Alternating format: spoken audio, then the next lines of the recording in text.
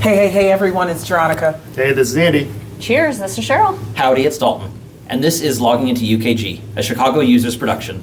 Your HCM podcast by HCM admins for HCM admins. And boy, do we got a special surprise for you today. We are live from Aspire once again. It's been a jam-packed day, but we are super excited. We teased this, we've talked about it. I think we're going on a little bit. I don't want to spill too much. She hasn't been with the organization long, but we're very excited to have Sarah Hodges, Chief Marketing Officer for UKG, on our podcast. Sarah, welcome. Thank you so much for having me. I'm excited to be here. Thank you for being on here. We're excited to have you here. We're excited. Awesome. Well, we're going to just jump right on in. We're so excited to get to learn more about you, your role in the organization. So, Dalton, go ahead, take it away. Yeah, so like we mentioned in the very brief introduction, obviously you are new with UKG. So for those who don't know you yet, your role, what you're responsible for, would you like to just give us a quick crash course in that? Sure. So thank you for having me again. It's lovely to be here. So Sarah Hodges, I'm based in our Lowell office. That's just outside of Boston on the East Coast, and have been with UKG since January. And my title is Chief Marketing Officer, which really means I'm responsible for helping us drive brand awareness, helping us also drive demand for who we are and what we do in response to sort of understanding what our customers and our prospects need. And we're responsible for creating customer engagement, meaning, how do we create delightful experiences that align with our customers, with our prospects in context of the work that they're doing. So anytime you read something from UKG or you engage with us, chances are my team was behind sort of the logo, the visual look and feel, the messaging, etc. And then since we are here live at Aspire, a big part of what we also do is create experiences like Aspire that bring industry professionals together. Well, I think it makes sense to go right into this next question, right? Yeah. I mean, you recently launched When We Work, Everything Works, right? Campaign. What was the strategic vision behind that rebrand, and how do you measure its impact across your different audiences? I love that question. So When Work Works, Everything Works has been a project of passion.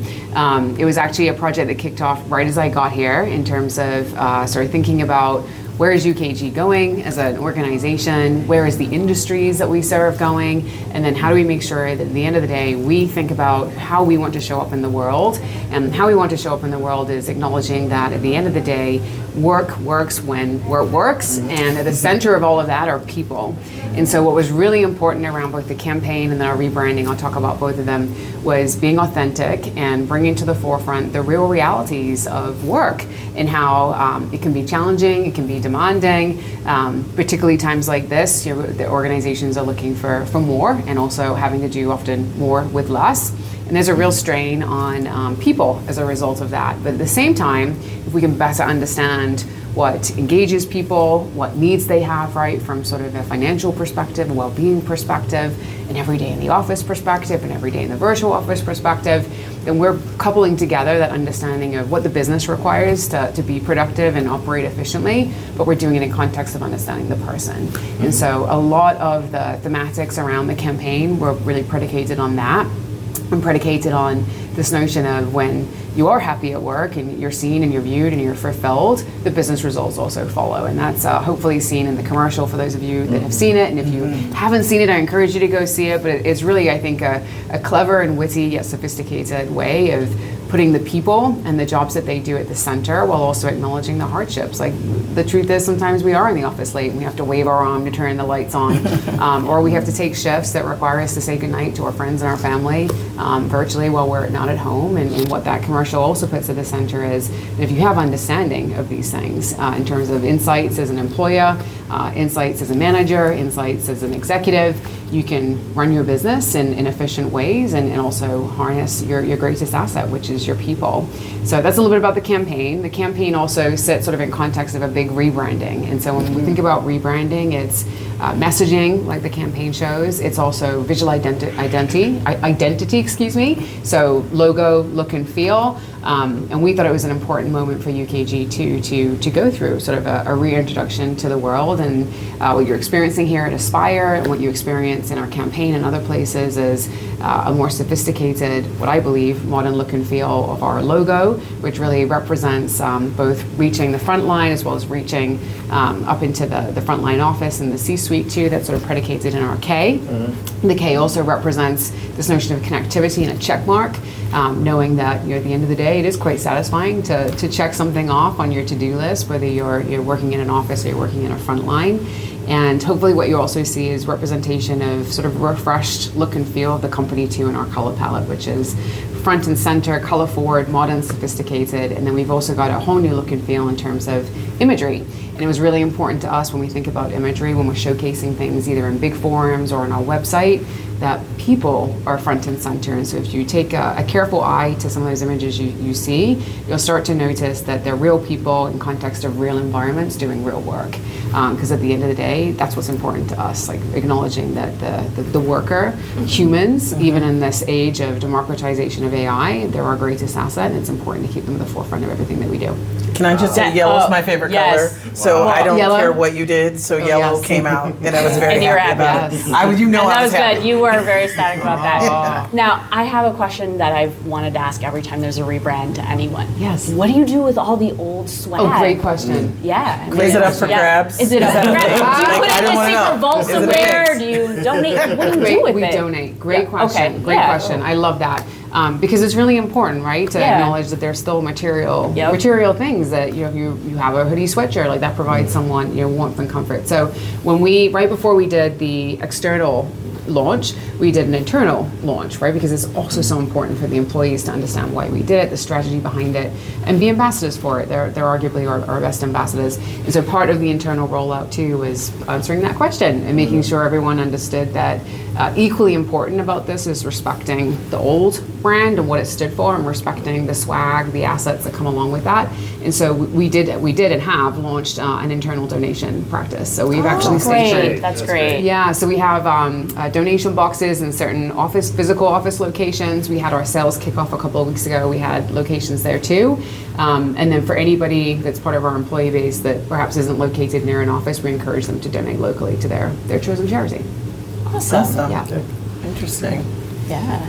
So you mentioned just starting here in January. So this would be your first Aspire. Yes. So how has it been? Has it met expectations? I mean, you really came into some of the chaos and a lot of the fun. Yes. So has it met your expectations? Has anything surprised you? Kind of what has stood out to you so far with 2 days to go gone now? Yeah, I love that question too. So Aspire has been a labor of love, meaning so when I got here, right, and understood sort of the timeline, I was thinking, gosh, it's January, November feels far away. It was here like a snap. And I also knew, just in context of the rebrand too, like I knew that as a company, it's really important for us to sort of show up a little bit differently. Not that we were showing up in any bad way at all, but show up differently in context of there's been a lot of investment in innovation, there's been a lot of investment in different parts of the organization and different parts of the company, a lot of innovation and focus on the customer experience and ensuring that we're also innovating in our customer experience offerings, et cetera, et cetera, et cetera. So this Aspire, it was keenly important to myself and the team that some of those things that perhaps are perceived as behind the curtains start to come to life a little bit. It was also really important this became a moment to showcase that a lot of work has happened between this Aspire and last Aspire, both in context of the platform. We obviously announced yesterday our Workforce Intelligence Hub. We announced another handful of offerings, such as our rapid hire offering, our dynamic labor management, et cetera. So this Aspire was really about demonstrating innovation and progress for everybody, because it can be perceived that a lot's happening inside. We want to make sure outside our customers and prospects and the industry at large sees that. It was also about honestly turning up the dial in terms of experience, and I hope you've had an opportunity to experience that and feel that. The Expo Hall in particular was a big area of focus for myself and the team. I just think that is a moment to build community, it's a moment to build relationships, it's a moment to be inspired, it's a moment to be informed, and so really curating a different experience than we've had in the past was really important. And then I say the last piece too is also Aspire has always been known for the excellent sessions and the hands-on knowledge that we get, and I know you all live and breathe that, and you're very passionate about that, and I love that. It was also equally important for us to infuse some non-sort of UKG platform thinking and ideas into the session. And so we actually yesterday had our executive forum that happened yesterday and the day prior, which was an opportunity to bring sort of thought leadership to the forefront. We also infused a number of thought leadership sessions into all the sessions that are happening today, tomorrow, the following day.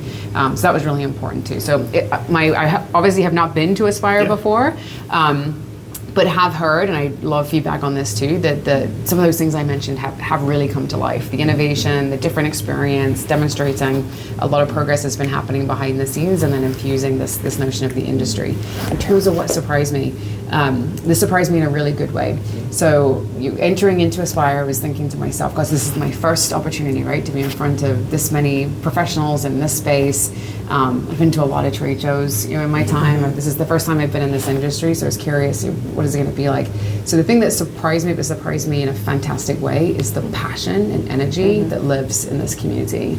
I mean, people, right? The energy, I love the energy. The energy is palpable. Like people lining up outside demo stations, people lining up to talk to each other. People, I mean, I got emails about the rooms being at capacity for sessions, and in a positive way, right? They're like, the room's so full, like we need more space, and the energy and the passion behind what people are here to learn and do. That's been incredibly surprising in a really good way. Yeah, can feel it. So normally you would have 365 days to start planning for the next one. Now you have a little bit longer. So We do. We're looking forward to what's in store for 2027. Same. Yeah. So it seems like your entire first year has been Rebrand and Aspire, which is two giant pieces of just work that have really come out just like full-fledged. What comes next for you? Oh, great question. Great question. So I'm a big believer, and I really mean this. I'm a big believer in any industry that you're in. You have to be at the center of your customers. The customers are everything, right? So what's next for myself and the team is now coming down. I'm using my hands for those listening in. I'm using my hands and coming down from the big brand, right, that gets launched, now into, okay, but what does all this mean for a CHRO or an HR executive or HR leader, an HR manager? What does it mean for someone running an operations side of the business? What does it mean for someone in the payroll side of the business, et cetera, et cetera, et cetera? So the next piece as we come down is that. It's beginning to bring different experiences to life that are very focused on individual set of professionals who have very distinct challenges and very distinct needs that are specific to HR, specific to workforce management, specific to pay. And so what you'll probably start to see, or you will see, I shouldn't say probably, what you'll start to see is now sort of an intentional pull down from that brand campaign into specific language and content, like helpful content, assets, etc. Opportunities to engage with our team, opportunities to engage with the broader ecosystem that's very specifically focused on the HR side of our business, the workforce management side of our business, and the payroll side of our business. So you're going to start to see a lot more personalization, is how I would say it differently, a lot more personalization of what does our campaign and our new brand mean? Like, what does it mean when what works, everything works? For someone who wakes up every day thinking about the people side of their business. What does that mean for someone who wakes up every day thinking about how to manage a front line and drive productivity while keeping burnout reduction in the forefront of their minds? What does it mean for someone who wakes up every day ensuring that payroll goes absolutely right because they don't want that phone call, they don't want that email? It has to be perfect, yes. Exactly. Yeah. So you'll see a lot more personalization in that realm. You're also going to see us a lot more active. Not that we haven't been active, but you'll see us a lot more active in the communities and in the places in which we know that said professionals go. We believe very intimately in uniting people, and this is a great example and a great proof point for myself and the team. So you'll start to see that. So my day-to-day transitioning from this is now, how do we insert ourselves in the day-to-day of the HR professionals, the payroll experts, and the operation leaders and their teams. I love this. Yes. Can I riff off of this? This is not on the paper. Yeah. I'm the controversial one. I'm going to ask the questions that Please. people really Yeah. want to know. I would love that. I think the brand happened overnight for an end user, Yeah. right? There's so many things UKG is doing in terms of new UI, Yeah. new brand, and it all came right before Aspire. And you're kind of now going into this I'm going to call it the aftermath of Yeah. the new brand. And we've even heard from customers like, hey, we did all this marketing material internally. So what advice would you give them? And what support can UKG provide them? You talked a little bit about collateral and materials. Where can they go to say, I don't have to rework everything I've done on the old brand. Maybe I can riff off of what UKG's got coming. What's coming down the pipeline for us as folks that need to, push out Yeah. this new brand to our internal customers? Yeah, I love that question. So I think there's a couple of ways. So one is absolutely the community, and I know a lot of our customers are parts of the community. We have 100,000 plus people in the community every single day, and I get inspired going there myself and like watching the dialogue. I actually think there's nothing more powerful than peers across the industry coming together, but there's also an obligation or an opportunity for us to make sure we're communicating that way too. So I'd say community is absolutely one place. The other place is, and we just rolled this out, and it sounds less personal than I want it to sound, but bear with me. Okay. We're there. We're going. We just rolled out an agent, like a true agent. So it's not a chatbot, but an agent via our support and community page as well, which is truly it's a live agent, right? So it's there to work alongside you versus be a chatbot that's going to take your question and orchestrate it to the right party. That works in certain cases, right? But agentic is a little bit different. And so the agent is available 24/7, 365 days a year. It's personalized, so it learns, right, based on questions that are being asked. And it's there to be an extension of our team too. And so I encourage, if anybody out there has questions, like, for example, I have this done in this brand, like, should I rebrand it? Is there somewhere else I can go? Is there somewhere I can get access to? The agent is there to help. So when someone can't be there physically, the agent is there on our collective behalf, and it really is working on behalf of UKG. So that would be the second thing that I would say. And the third thing I would say is, and I love this about UKG, we might on paper be a large company, but we are an extremely personable company, and executives want to hear the feedback, they want to engage, and I speak probably on behalf of my peers and my colleagues. We have teams that want to engage too, and so I also never think it's not a bad thing to ever just reach out directly to in various forms, whether it's LinkedIn, I have a number of people who reach out to me there. Yeah. I have a number of people, and we write back. I mean, it's a great way to get relationships. Every industry, regardless of whether you are you're a business trying to sell something, or you're a business trying to help someone implement something. I don't think it matters in either scenario. The truth is, I believe this. The world is built on relationships, and there's no harm in ever reaching out and asking a question, and people respond. And when people respond, you feel connected, and I encourage that. Absolutely. We want that feedback. And I love that you brought up the AI in community, because I had the opportunity to beta test it. Ah, great. And the fact that I would ask it random questions, whatever it may be, if I need to find something quick. So I love that you reference that for just Good. even the branding and bringing that and test it, right? And see. So what when is comes it up. live, Yeah. folks? You both ladies know. Tell us It's right now. when's it coming? It's now. Yeah, it's there. All right, available. so for the Yeah. listeners, I think that's important, because Yeah. just being in the expo, you hear from customers that are large, like extremely large, and they're concerned. But go to the community, Yes. use the agent, get some help, and then I'm sure you're going to push out some other materials. I think we're all excited to just do the work of our people, and to be able to have a support system, be it an agent or the fact that we probably could send you an email and you would respond. Yep.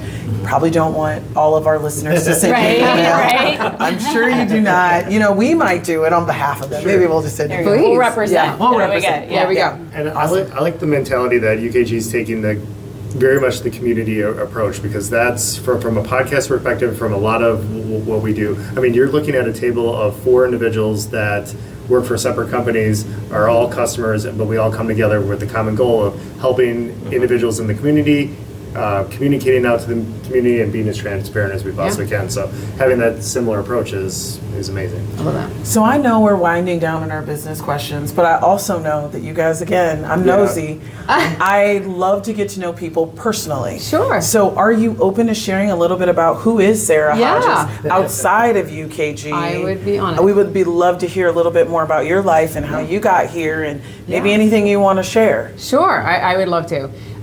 So those listening, I'm sure there's someone out there going, she has a very strange accent. So let me start there. Not strange. I did pick up on it. I did ask you later, because I didn't know if you were coming. Yes. See, yes. that's I'm glad good. you're. Yeah. I, in my profession, I have the privilege of presenting a lot, and then I'll get to who I am a little bit. Yep. But I have learned over time, although I forgot to do it this week, to declare before I present, hey, this is who I am, this is where I'm from, because people spend the entire time going, gosh, she has a weird accent. and then they'll ask me, and I tell them. And then I'll say, did you listen to anything I said? And they're like, no, because I spent the entire time trying to figure out where you're from. I'm like, okay, I need to declare this.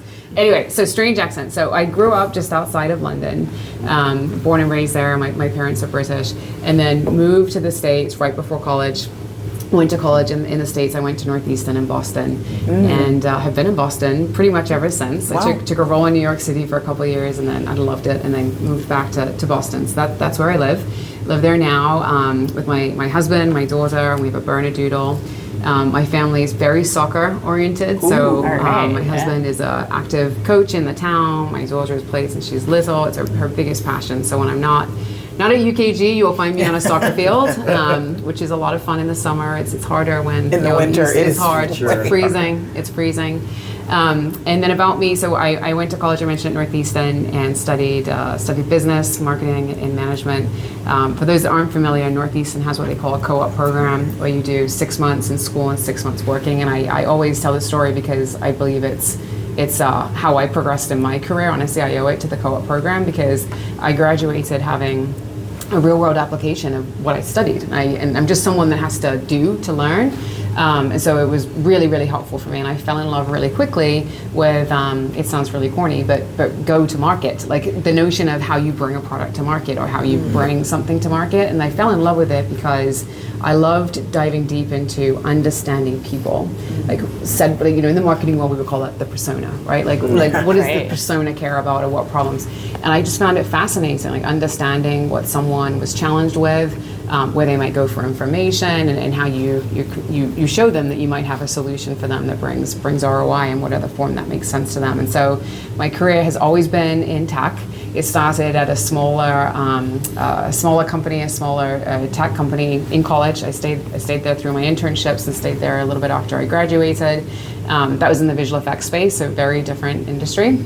And then moved on to a much larger technology company, and had a real great opportunity to move into many different functions. Usually I started in product marketing and then moved into more industry marketing and business.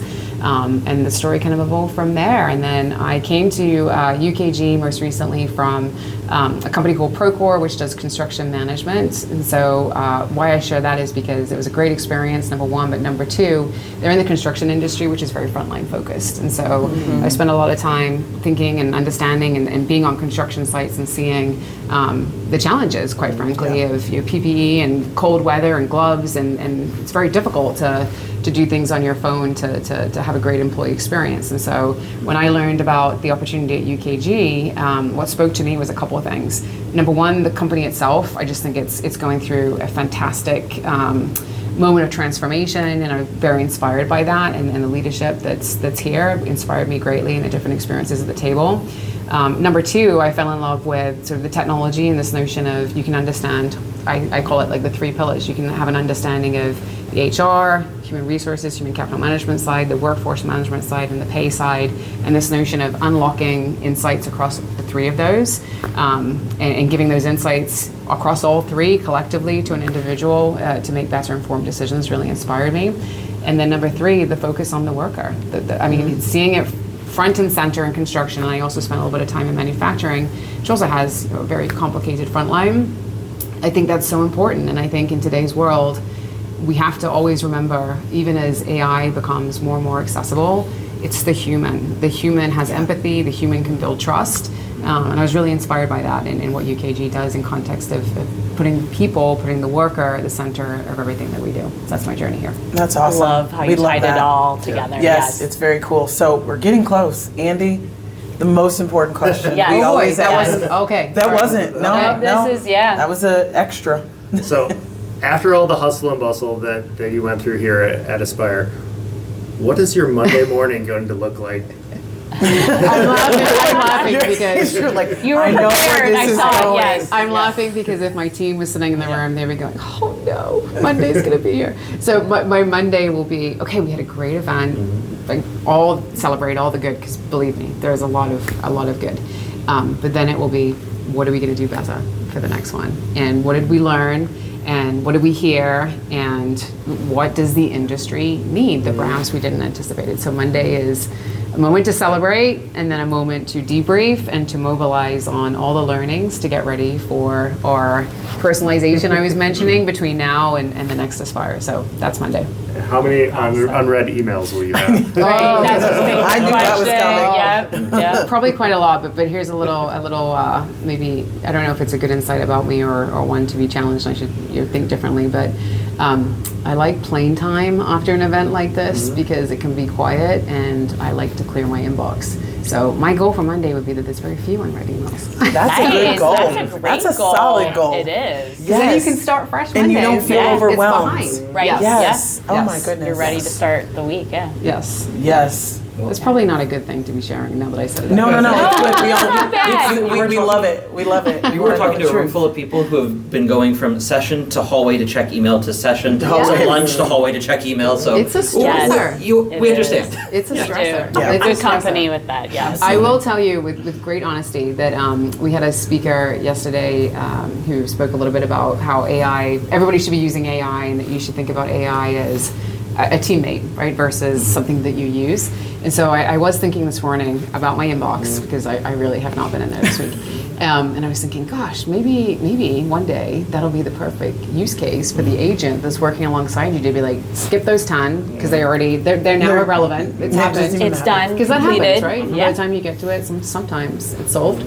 And then can tell you, look at this one and this one because they're impactful for your Monday. You're onto Yeah. something. Absolutely. You're so. innovating, I should go ideating right right now. now. Hackathon. Where are Wait, you at? hold on. Our iPhones do some of that now. It summarizes. Yes, I love that. I do too. love that. Okay, come on, Microsoft. Where Yeah. you at? Yeah, I do love that. We'll plug All for right. the iPhone too. Yeah. Well, thank you very much, Sarah, My for pleasure. taking the time out of your day today to meet with us, to go ahead and chat not just with us, but with our listeners. We really appreciate the time, but also the thought that you put into the questions and the answers. It was very genuine and it was very heartfelt, and we really appreciate it. So thank you so much. My pleasure. Thank you so much. Thank you We for having me. appreciate Lovely it. talking Thank you. with Thanks. Yes. All right, we're excited. We got another guest. We teased it. We talked about it. The one and only. Been here quite a while. He knows the lay of the land. Mr. Bob DelPonte, EVP and Chief Customer Experience Officer of UKG. Hey, everybody, we're excited? Thank you. Thanks for having me. I really, really appreciate it. I'm super excited. Welcome to logging in to UKG. Logging in. I Yes. like the Yeah. name. Logging into UKG. Love Yeah. it. So I teased it a little bit. For those that live under a rock, under a shoe, in a hole, maybe in a cave even, can you tell us a little bit about who are you, yourself? What do you do at UKG? Go ahead and drop how long you've been here. It doesn't hurt. All right. You know, some folks may want to know the seasoned. The season aspect of all this. Yeah, absolutely. Sure. So, as you mentioned, I'm Chief Customer Experience Officer. So my team's responsible for support, service, payment services, learning, community. So all the things that we all touch and feel every single day when we need something from UKG. I've been with the business just a little over 24 years. Started my career actually in HRIS. So I was actually Yeah. I used to run payroll for a large Love retailer. that. Yeah. So that's how I kind of got into the space. And you get in, you can't get out, right? We're all, Yes. Right. we're all, Pull you we're back all in, here. yeah. Anytime you think you're doing something else, all of a sudden it pulls you back in. So so I've been doing this a long time. So Awesome. And I was just going to jump in. Most of us know you because it's awesome. We all, as clients, appreciate how transparency you are. So is that innate in your nature, or did something happen where you're like, I gotta be more transparent, or yeah. that you're willing to share? Yeah. So good question. I have a general philosophy like treat others like you would personally want to be treated. So, I think we all have experiences, especially in customer service instances, where you get super frustrated because you don't feel like someone's giving you a straight answer, right? So we all have to fly home this week, right? Yes. And or many of us do, and who likes to sit on the tarmac without any information, right? And so I always kind of look at it and say, it is what it is. The truth kind of usually wins, and people respect that, and so why Absolutely. not just let people nowadays and be humble about it? And so that's kind of the way. That's a general. I think I got from my parents probably just kind of this general humble nature of being. Just tell people the way it is, and hopefully they can accept it. And if they can't, then it is what it is, and you kind of move forward. We appreciate it, and I know Yeah, our leaders 100%. appreciate it too. Yeah. This was the first So- group I saw right after 2020. I went out to the Chicago group in 2020, so this Yeah. was like my That is first true. trip with UKG. So There you go. And we didn't beat you up too bad. No, you guys were actually nice. And He came, but he survived. I survived. I Here with survived. us. I survived. You probably all felt bad. You were like, all right, well, the guy's been here for like 3 days. and so, so I have a little special affinity for the Chicago team. Not that the other areas, other user groups should know that, but Well, you've said it on a podcast, so they're going to find out. no, what no, That's no. true. you go. That's Well, I true. got to be nice to you guys too. So. Yes, there you go. Before this next question, because it's a really good one, I've got to insert one because you teased Yeah. who you are being a part of your parents. Are you care to share a little bit about who is Bob Sure. outside of UKG? Yeah. Sure. So I have 2 boys. I have a 25-year-old and a 22-year-old. Okay. Grew up in the Boston area. Still split my time in Boston and Florida. Actually go back and forth. So after the merger, I kind of was going back and forth. My kids were old enough at that point where they were kind of, one's fully independent, the other one's a senior in college. So my wife and I kind of split our time back and forth to, I was traveling so much, and why not spend some time with your family? My wife was staying home as I was going to Florida, so I said, why not we do something different? Outside of that, outdoor activities, I ski. I'm an avid skier. We love boating, and I love to cook.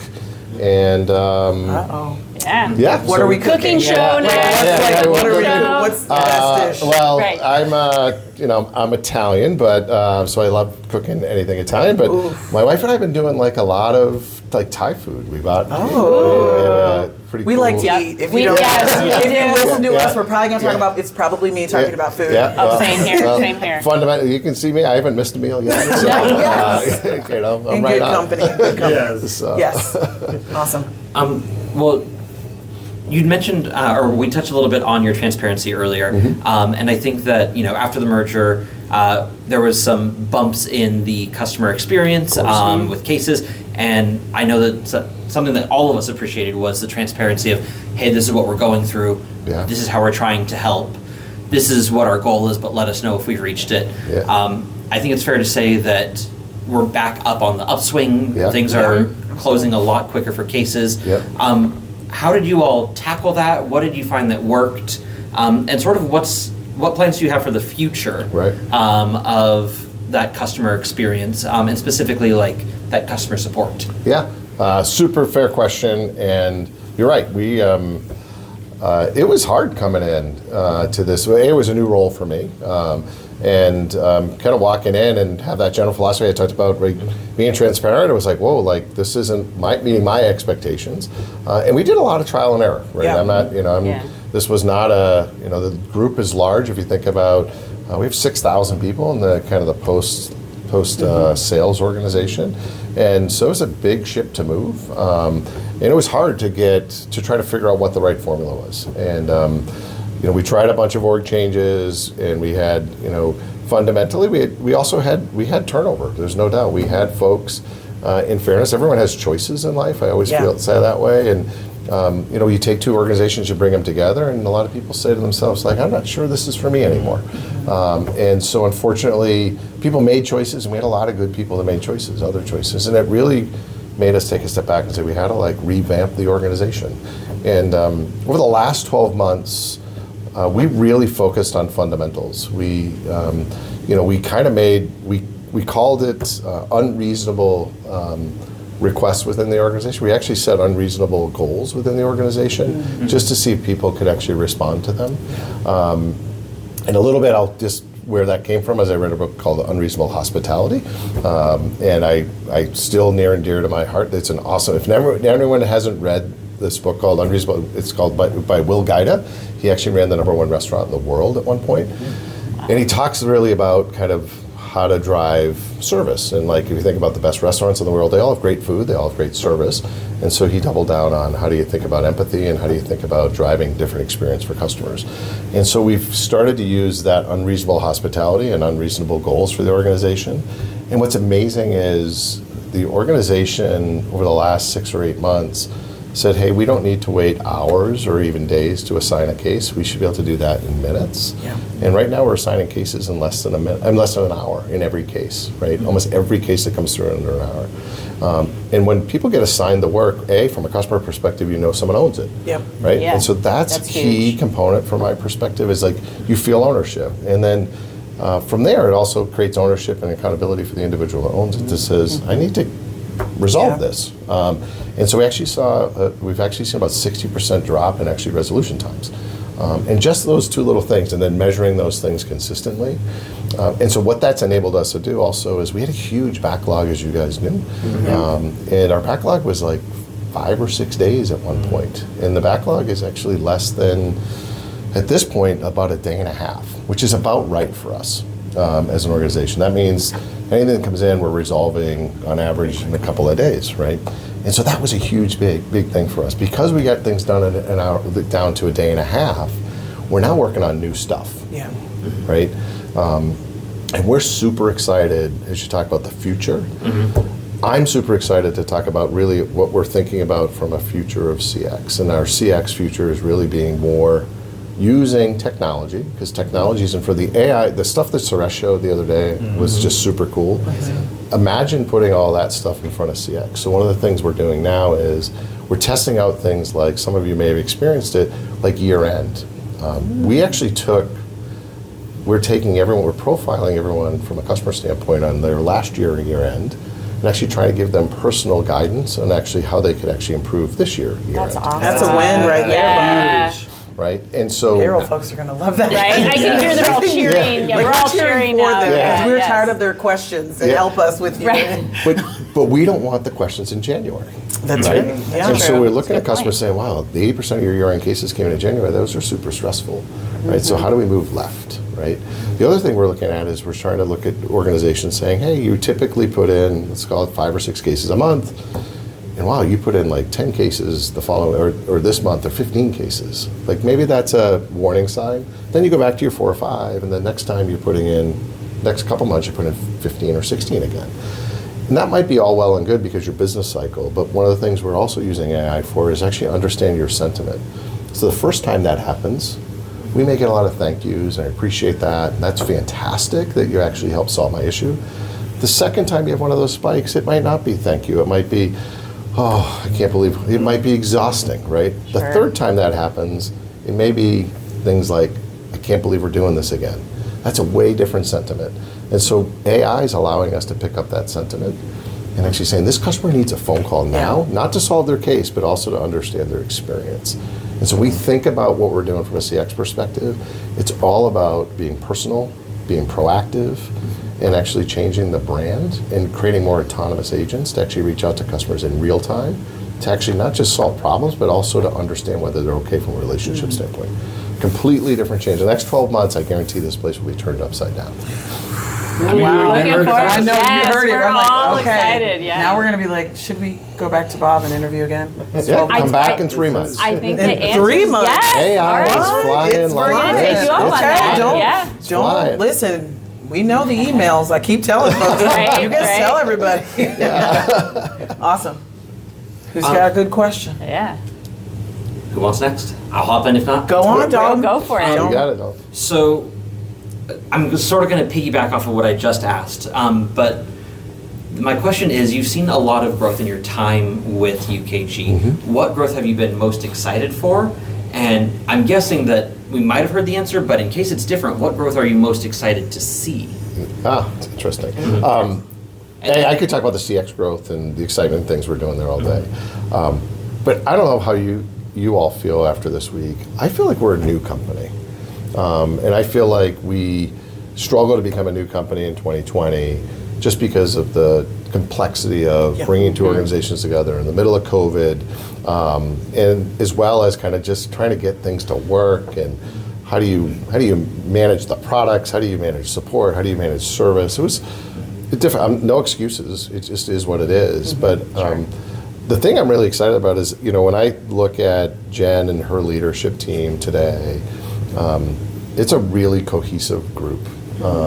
And Rachel and I were on stage this morning, and we generally have fun together, right? That's kind of the way if you saw us on stage today, like that's the way we work, right? And there's this era of like, this is really hard work, but if we're not going to have fun going to do it, then it's not worth going to do.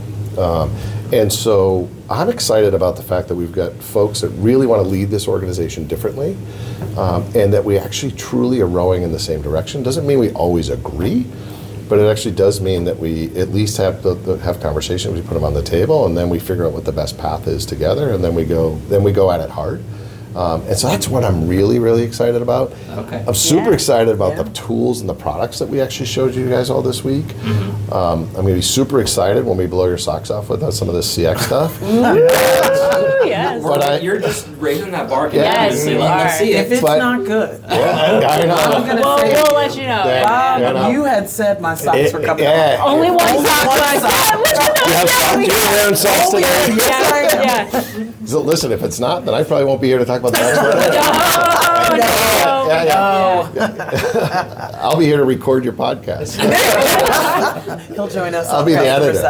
side. Oh my goodness! I think he's hit a lot of the questions. Yeah. I think it- now- you gave us a lot of good stuff. I do have a global one. Sure. Okay. So 2 years ago, I was in Europe and I was Yeah. working. Yeah. And I ran into a snag. Yeah. And I went to call Rapid and I was like, it's 2 a.m. No one's going to answer my Yeah, call. yeah. So becoming more global, like how do you see Yeah. building out? I've seen some changes, so I'm just Yeah. curious if you want to elaborate. Yeah. So first of all, our customers are multinational global organizations. Absolutely, in general, yep. right? And sometimes it's hard to figure out how do you staff for those things. Yeah. But if you look at my organization today, 40% of my organization is outside of North America. And so we are building centers of excellence across the globe at this point: Australia, India, Belgium, UK, France, Canada, South America, the US, right? And so I think the exciting part is a couple of things are going to happen. When we think about global, one is we have human beings in regional areas. But the coolest thing is that if you need immediate answer, a lot of times people call in a rapid, either A, it's an emergency, or B, it's a kind of level one type question, right? And one of the things we're experienced with is how can we provide customers an opportunity to get an immediate response in the local language for a local law or local compliance or anything of that nature. Yeah. And I hate to say it, AI is actually giving us that capability. That's awesome. That's awesome. Yeah. And Yeah. so, it's funny, as we think about measuring the organization today, we typically measure response time, resolution time, and those type of things around issues. We don't believe we will not have the concept of response times probably within the next 12 months. What I mean by that is Rapid will actually be picked up immediately. There'll be no wait times. You'll do it in your local language. You'll have a human agent or an autonomous or a AI agent that actually can answer your questions. And one of the things we're struggling with testing all this now, people are used to when they call and they hear an agent, they think it's an IVR system. It says, give me a representative, give me a Right. representative, Yep. right? I don't want to talk, Guilty. yes, guilty, Yes, guilty. 000. But if I- Human, Yeah. yes. But if I dial the 800 number right now that we have customers using, like I can ask it any question that's sitting on the community. When's the next webinar for Pro? What's the next release? Tell me what was in the last release notes. Oh, there was a change in Maine Paid Leave Act in January 1st of 2025. What impact is that? And how do I configure it in the product? All of that, anything you can find in the community, whether it's a knowledge-based article, a training, any documentation, that 800 number will actually take care of today. But we have to train ourselves differently. How many people in this room use a GBT? Every Yes, day. right, every day, right? And it took a little while to figure out how to prompt the GBT, Yeah. so it wasn't just like a Google search. Yeah. But once you understood how to prompt, right? So when we give you that 800 number, maybe we should give you guys that 800 number. Use your prompt brain. You can prompt the GBT. It's basically a GBT that you're actually talking to. And so that GBT actually can be prompted just like you would prompt ChatGPT or Copilot or you name it, right? And so you're going to have the capability of getting answers in real time, right? And if you can't get an answer from the GBT, we're not going to basically leave you hanging like a GBT. We're actually going to say, and would you like to talk to a rep right now? And we'll transfer you, live transfer, right? And so we're going to give you the capability of doing both. We don't want to lose the personal touch, but we actually see. So internationally, like that 800 number, if I gave it to you right now, is super cool in the sense that I can say I want to do it in Spanish, I want to do it in French, I want to do it in Dutch, I want to do it in Japanese, I want to do it in Queen's English, right? And it'll actually do it for you. Queen's English. King's English. King's, now. Queen's, I know. yeah, Okay. sorry, yes. I'm That's all right. sorry, what- She reigned for a very long time. Yes. It's but All right. Yeah, I'm sorry, I didn't mean to cut you Oh off. no, Go ahead. I was gonna say it's and what you've done with the AI for cases, right? Yes. I was able to beta test that. Yeah. And sometimes I'll just randomly ask questions because I'm Yes. like, this is faster than the search, Yes. and I love it. And ask it questions. Ask it what was in the last release notes. Ask it when the next Oh, I'm gonna webinar test is. it even more now. Like Test I said, it. yeah, I just Chat- random, yeah. Chat prompt it. We'll actually read your script and say, oh my gosh, she's killing it. She's all over the place. But that's okay. Do it. And ask if you speak a different language. Ask it to do it in a different language for you. That I haven't tried. I Yeah. am gonna try that. Do you speak Tell us. fluently in another language? I don't, but I'm a global organization, so I'll find somebody. Yeah. Yeah, yes, She's like, good, I'll yeah. find somebody. Yeah. Yeah. Love to get the feedback. Yeah. So as we look to wrap up here, one of the final questions I'm always curious. One is when you get in back to the office on Monday, what is the over/under for how many unread emails you have, and what does your Monday look like after this? yeah. the hustle and Over bustle? under. We know what Andy the over does. under in emails. Yeah. I will probably finish my emails over the weekend, so I'll try to get in Monday fresh. Consistent. It is consistent. So yeah. probably not the best use of my weekend time, but it's probably a good use of my weekend time. Monday, for us, we have a board meeting next week. yeah. So we walk into Monday's big board prep meeting. Tuesday is Veterans Day. So for all the veterans out there, happy Veterans Day and thank you for your service. Nice call out. And then, yeah, so Monday will be a little crazy. And I think it's all going to depend. What's going to happen Monday is all you're pent up with all your questions that you didn't get answered this week. So I know we're going to have a busy support and service week. So my team will be ready for that, and hopefully most of them get home to be ready to answer all your questions on Monday. So it's exciting. Awesome. Thanks, you. Yeah. Well, Bob, we appreciate you. Yeah. We want to thank you for your time. Appreciate it. We're so excited you decided All to right. join us here on the podcast. I'm glad you had an opportunity to join. So thank you Yes, for the thank request. you. Thank you. Throw it to Dalton. Yeah, Yeah. just thank you for your time. Thank you for the thought put into your answers, and thank you for your transparency. We look forward to more of it in the future. Yeah. And to our listeners, this has been Logging Into UKG, logging out. Thanks, everybody. Thank all. you. Bye. Take That care. was awesome.